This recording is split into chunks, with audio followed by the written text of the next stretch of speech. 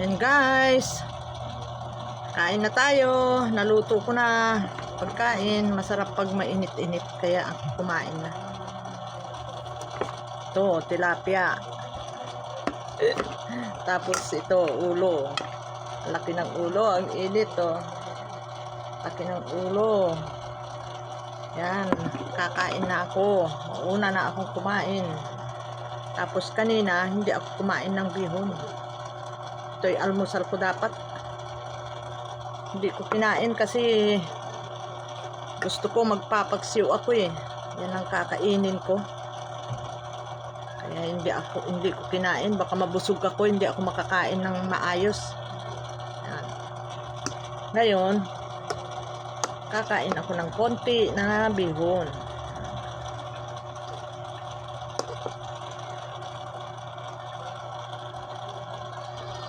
Yan. Kain na tayo guys. Kamay-kamay ulit. Masarap pang magkamay kasi paksiw ito eh. Pwesto natin. Sandali lang naman itong video ko guys. Huwag kayong mag-alala. Kain na tayo. So, bihon. Kamay-kamay tayo ulit. Parang nasasanay na ako magkamay. Ang mas masarap kasi magkamay.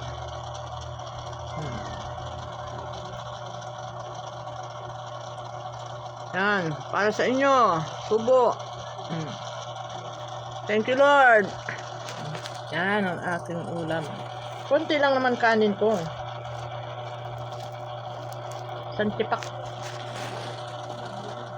Hindi naman ako masyadong kumakain ng ano.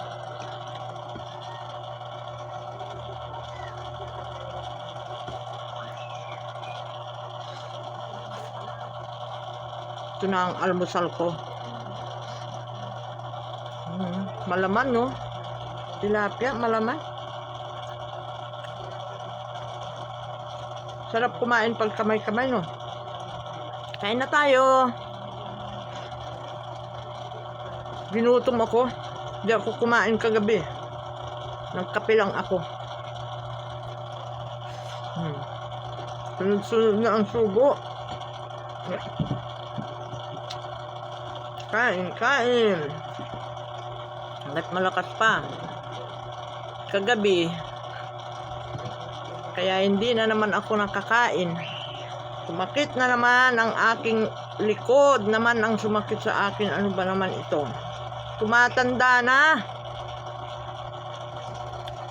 Kaya hindi ako masyado tuloy nakakapag rest back sa aking mga kwan. Natambakan ako. Sumasakit ang ganito ko, likod. Kaya ako ay nagpahinga. Ang hirap kumita ng pera, no?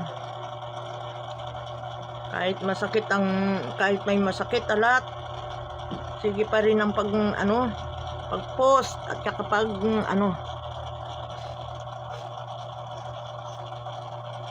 pagsagot sa sayang kasi pag hindi mo pinagpatuloy ito, sayang.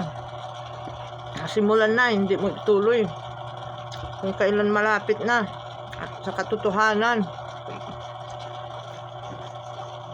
Malapit na sa katotohanan, guys. Tiyaga-tiyaga lang. Masakit ang ganito ko, ang likod.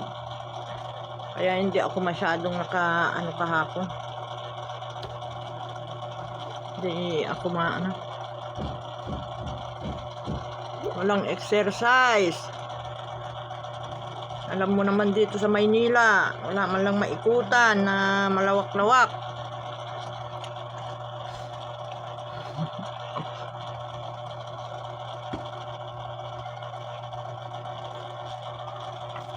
Tilapia.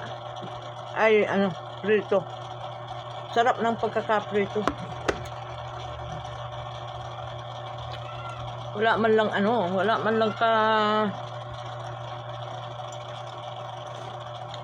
sarap.